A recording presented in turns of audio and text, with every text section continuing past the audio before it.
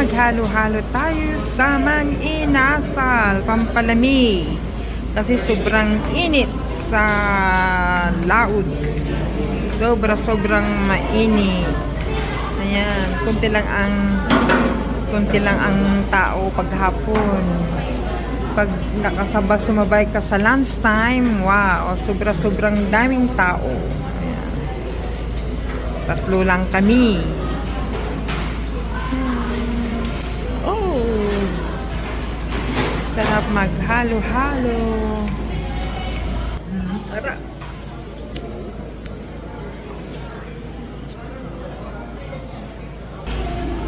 Ayan, halo-halo tayo. Itong masarap pag mainit. There, shout out mga Team Kalinga. Sa lahat ng mga nandyan, shout out.